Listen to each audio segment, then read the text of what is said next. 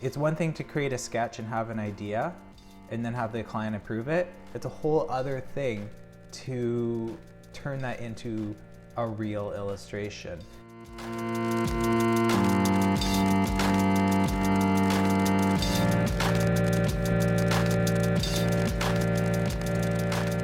Hey guys, it's me. My name is Tom Froese. I'm an illustrator and a designer in Vancouver, British Columbia, and I'm answering your questions about illustration. So happy Easter Monday. I hope you guys are well. I'm kind of upset. I just recorded this whole episode and it's not working, so I have to re-record it. But maybe that's a good thing. Maybe this time around will be better than the last. That's just sometimes how it goes. Anyway, I hope you guys are having a great spring. So far, my spring's been pretty hectic, but that's pretty normal. March and April are often just a really crazy busy time for some reason, so I'm getting lots of work. But the problem to that is that I have so much work, I barely have time to really pay attention to any of it to the level that I would like to, and I think that just takes the joy out of illustrating. And so right now, this job is really just a job right now, and it's work, and that's okay. I'm really looking forward to the summer. I'll be going back east for almost the entire month of July, first to Icon. And if you guys are going to Icon, I'd love to meet you guys. Come say hi, and I just love meeting people from the internet and from just people that I know from afar at Icon. Icon's an amazing illustration conference. If you've never been, if there are still tickets available, I really recommend you go. It's really fun, and it's a great way to just bolster your career by making some important connections. So I also have an exciting announcement regarding Icon 10 in Detroit, involving me and doing something. That's all I'll say for now. I look forward to revealing that when I'm allowed.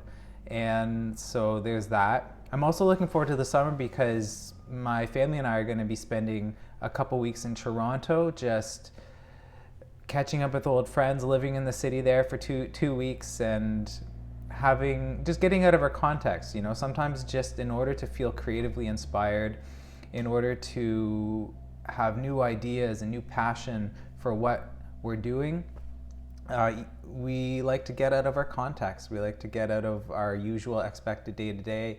And while I'm there, I'm hoping to meet with some illustrators and fellow creatives out that way, and just see what happens, and even do a little bit of work while I'm out there, but also show my kids around my wife and my old stomping ground. Well, we both spent some of our 20s while we were both in the city there, and it was a ton of fun. And Toronto's a great city, so we're just gonna go and live it up there for a few weeks, and then maybe spend the last week of July recovering from being away from work, and hopefully getting back into the swing and feeling super inspired. But that's way in the future.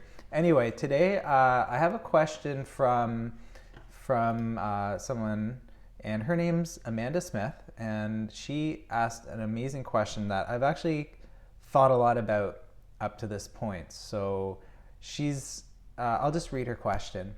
I'm currently taking your Inky Maps class on Skillshare. And anyway, she says, I often struggle bringing a sketch to finish.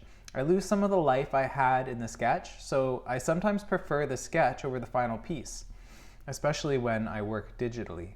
What advice would you give? So, fantastic question. And again, this is something I've thought a lot about, because it's one thing to create a sketch and have an idea and then have the client approve it. It's a whole other thing to turn that into a real illustration. And so here's what I think is happening with this, and this is definitely something that happens with me, is you have a great idea and then you sketch it, and the sketch comes raw from you. It's fresh. It has that immediate spontaneous energy that only a sketch made by hand can have. And then you start to illustrate it digitally. in Photoshop or Illustrator or wherever. And then it just doesn't have the same energy. It's stiff, it's starchy, it's static. It doesn't have movement. And of course it doesn't have movement because you're making it digitally. Even if you're using brushes and stuff, you're now just tracing over what you made spontaneously. So how do you capture that spontaneous energy of the sketch in your final illustration? Well, sometimes that's just the way it's going to be. The sketch is just naturally the first thing that came out of your hands or whatever, and so it's just going to have that energy, and your illustration is just going to have to be its own thing. It's going to have a different kind of energy. It's going to have a finished illustration energy and not a sketch energy. But of course, you still want to have energy in your illustration. You don't want it to be stiff and static and starchy. So what I have learned to do, what I've trained myself to do over the years, I guess, is create sketches that translate well into the final illustration style. So when you've been illustrating a while, you understand how you're going to approach things in the finished artwork. You know how you're going to use color, you know how you're going to use texture, you know how your shapes are going to work. Generally speaking, you don't know exactly what the final piece is going to look like, but you know the tools that you're going to use to build it with. You know what those are. So you need to bring that understanding to your sketch and make sure your sketch is a diagram or a plan for what you're going to end up illustrating. So that's one thing. Make a sketch that you know will translate well into the style you illustrated. That's very important.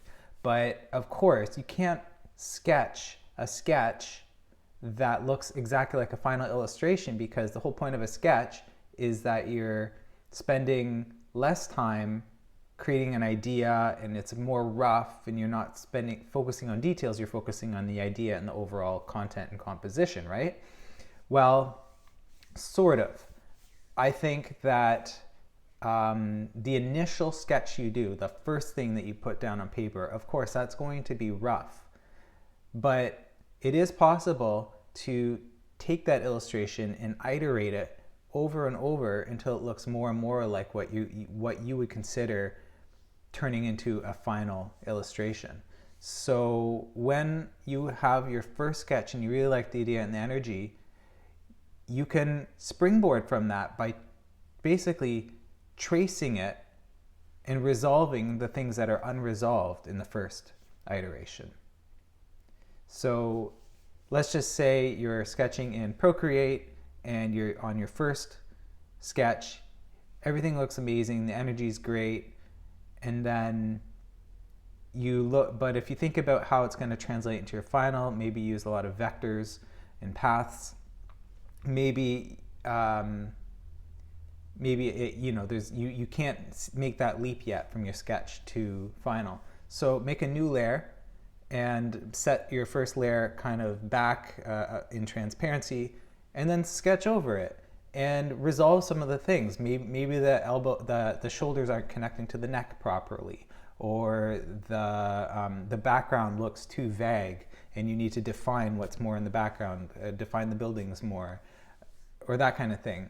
And then every successive layer you do over that, you can resolve more and more things until you're satisfied with the sketch, both as a concept and a rough, and as something that you believe will translate well to a final illustration.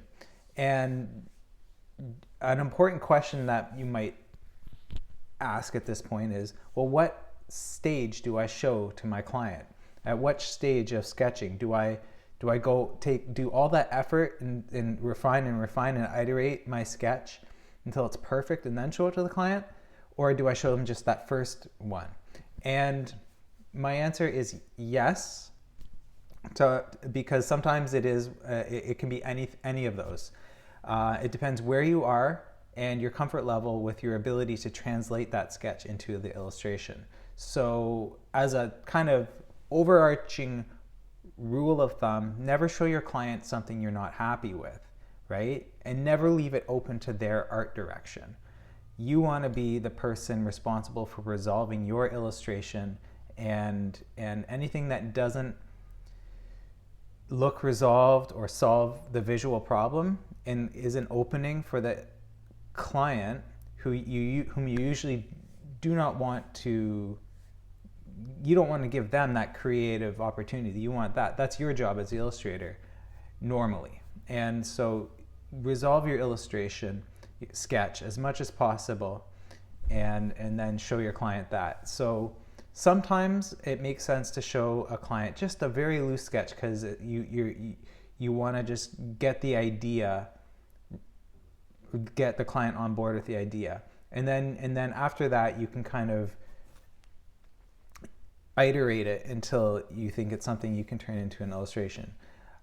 Quite often though, like for me right now at this stage, I mostly bring my sketches to a high level of finish and resolution before showing client. And that way, what I show them can look a lot like what they can expect as the final art. And it also proves to me that I have a concept that's both a good concept and something that I can realistically achieve in my final art.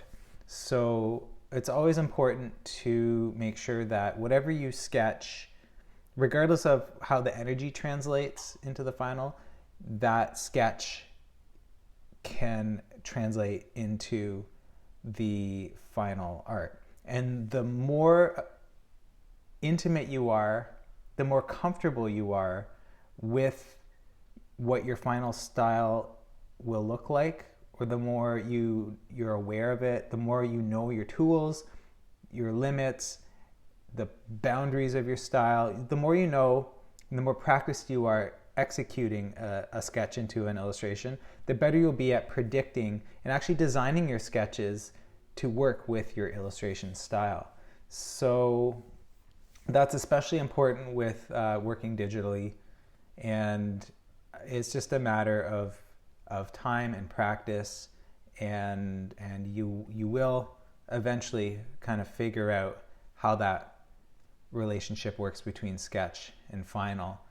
Try and set yourself up for success. Lay down a foundation that's as clear to you as possible and as conducive to your style, and most of the time you're gonna do just great. So thank you, Amanda, for your question, and thanks all you guys for your questions and for watching. If you guys have any questions about illustration, I love to answer them. I have a whole backlog of your questions, and at some point I'm going to answer more of them, probably in a sort of speedy round kind of episode where I go through a few of them and hopefully give shorter answers, but poignant, helpful answers to each one of them. And that, I hope, will come soon. I've been updating these on Monday mornings. It's now Monday afternoon because of my technical difficulties today, but yeah, I'm trying to do at least one video per week on Monday. I'm really enjoying it. Send me your questions, and if you find this video helpful, please let me know in the comments, and please like this video. And if you are enjoying all the videos, please subscribe and tell your friends about it. It's a pleasure to give you guys some of my own experience, share some of my own experience with you guys, and I love to hear back from you guys how this is helping you. So hope you guys have a great week, and I guess that's all for now. All right, see you later.